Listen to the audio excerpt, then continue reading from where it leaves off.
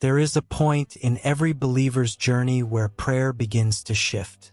At first, we come to God with lists and longings, asking Him to move, to open, to fix.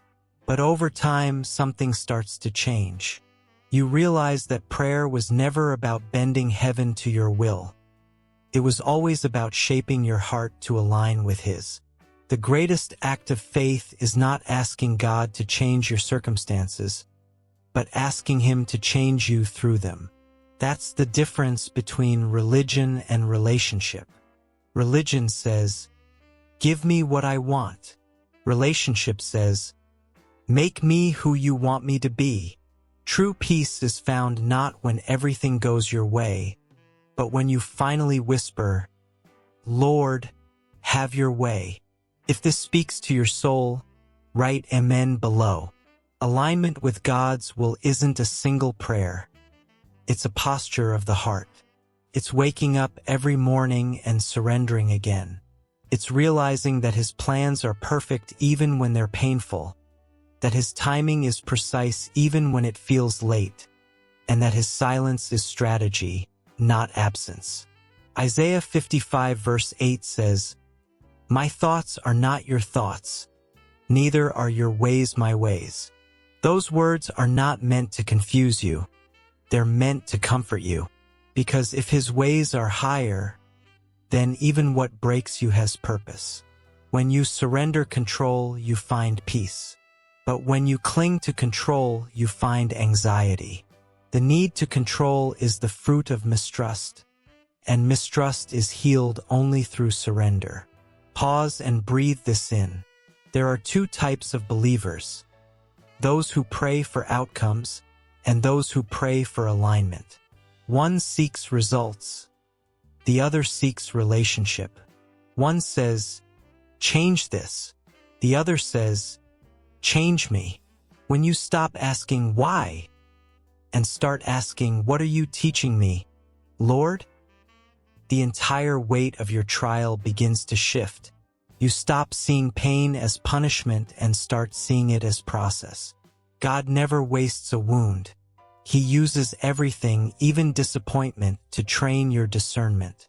Every no you've ever received was a divine redirection wrapped in mercy. Think about this. Jesus Himself prayed, "Father, if it be possible, let this cup pass from me." But then He added, "Nevertheless, not my will, but yours be done." That's the turning point, not avoidance, but alignment. If Jesus, the Son of God, submitted His will, how much more must we learn to trust that the Father's plan is greater than our preference? If your heart feels this truth, stay with me. Surrender doesn't mean you stop caring. It means you stop carrying what was never yours to bear. It's saying, "God, I trust your hand even when I can't trace your plan." It's letting go of outcomes so you can hold onto obedience. You may not realize it, but many of the things you've called detours were actually directions. The doors that didn't open were never meant to, because God was redirecting you to something deeper, something safer, something sacred. Romans 8 verse 28 says, "All things work together for good to those who love God." It doesn't say all things feel good. It says they work together for good. That's the mystery of divine orchestration. He weaves pain and promise into one tapestry. If this resonates, whisper, "I trust your plan." When you align your will with His, you stop wrestling with what He allows. You begin to see that unanswered prayers are not rejection, they're redirection. You realize that sometimes God's greatest gift is restraint. You wanted that relationship, that job, that opportunity, and He said no. But that no was not cruelty, it was covering. He saw what you couldn't see. He loved you too much to give you what would destroy you. Alignment begins where striving ends. It begins in the quiet space between your want and His wisdom. Let's pause here. Breathe. Philippians 1 verse 6 says, "He who began a good work in you will carry it on to completion." That means even when you feel like you've lost direction, He's still leading. Even when you don't understand the process, He's still perfecting it. The process of alignment is slow because transformation takes time. It's easy to say, "Your will be done," but harder to live it when His will dismantles your comfort. Yet that dismantling is grace. It's God removing everything that competes with His voice. He's not ignoring you.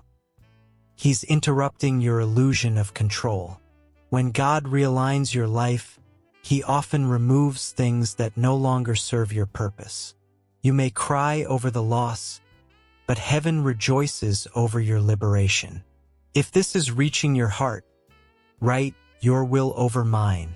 You see, alignment doesn't start in circumstances, it starts in surrender. God can't steer a heart that's stiff with pride. He guides the hearts that stay soft. That's why brokenness isn't weakness, it's openness. David prayed in Psalm 51 verse 10, "Create in me a clean heart, O God, and renew a right spirit within me." That's the prayer of alignment, not change them, but change me. The longer you walk with God, the more you realize that His will is not a destination. It's a daily direction. You don't arrive at it once. You walk in it continually. Every yes to Him requires a no to something else. The more you align, the lighter you become, because you're no longer dragging your expectations into every prayer. You start saying, "If this is your will, I'll wait." And waiting becomes worship. If you feel like you've been waiting forever, remember this: waiting is not wasting.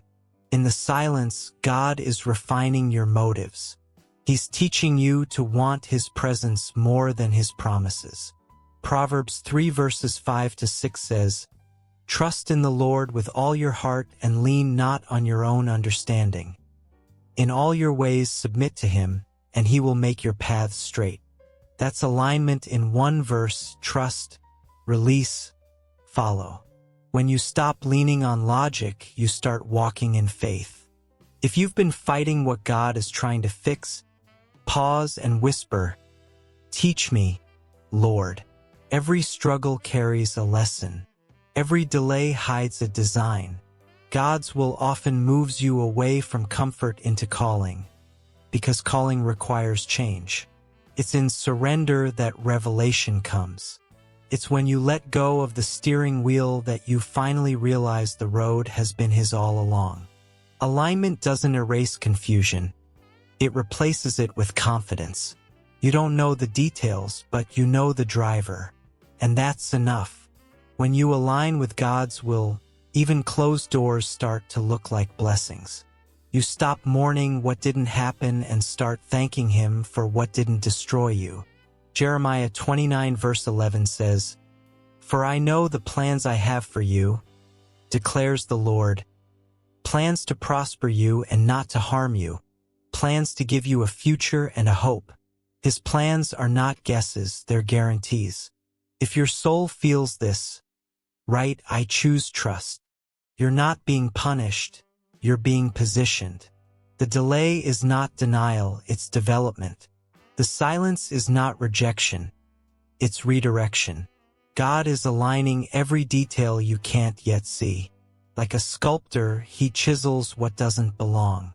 Each strike feels painful, but every chip reveals the image of Christ being formed in you.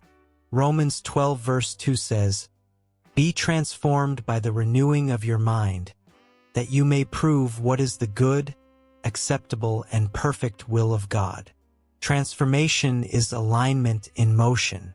It's not instant, it's internal. You may be asking God to move mountains, but He's more interested in moving what's inside you. Because once your will aligns with His, mountains start to move without effort. If you've been praying for direction, here's the truth. Sometimes the next step is not forward, it's downward. Surrender before strategy. The greatest blessings often follow brokenness. When you stop forcing, you start flowing. When you stop demanding, you start discerning. The safest place in the world is not success, it's surrender. Let's pray softly together. Father, I give you permission to interrupt my plans. Replace my impatience with peace, my control with confidence, my will with yours. Teach me to rest in your rhythm, to trust your timing, and to believe that your way will always lead me where love intends. Now breathe. Surrender doesn't mean giving up. It means giving in to grace. When you're aligned, storms can rage and you'll still stand, because peace doesn't depend on outcomes. Peace lives where obedience begins. Ephesians 3 verse 20 says, He is able to do immeasurably more than all we ask or imagine. That more is waiting on the other side of your surrender. God's will isn't something you chase. It's something you yield to. It's the flow of grace guiding you even when you don't realize it. Stop striving for clarity. Start listening for conviction. Stop demanding control. Start practicing trust. If this speaks to you, whisper, "Align me, Lord." Sometimes the hardest answer to accept is wait. But waiting seasons are proving seasons. They test whether you love God's hand or His heart. Alignment means choosing His heart, even when His hand feels still. The will of God won't always lead you to comfort, but it will always lead you to Christ. Don't fear what you don't understand. Flow with it. You don't need the whole map when you trust the Maker of roads. Every time you surrender, heaven celebrates, because alignment means partnership. You stop fighting against God and start walking beside Him. You don't lose yourself in His will, you find yourself there. When you align your will with His, your prayers change tone. You no longer say, "Lord, give me what I want." You say, "Lord, give me what you know I need." That's where wisdom begins, in trust deeper than understanding. You begin to see that His will was never meant to crush you, but to complete you. Every closed door was grace. Every unanswered prayer was guidance. If you've been wrestling with what God is allowing, know this: He's not withholding blessings. He's waiting for alignment. Because what you're ready to receive in faith is released in His time, not yours. Faith means you keep walking even when you can't explain the path. Psalm 37 verse 4 says, "Delight yourself in the Lord, and He will give you the desires of your heart." But the more you delight in Him, the more your desires transform to match His.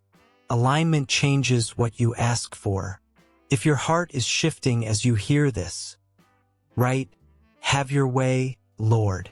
Because one day, when you look back, you'll thank Him for every no that protected your yes. You'll realize that His will was never against you. It was always ahead of you. Every closed door, every delay, every disappointment was simply grace in disguise.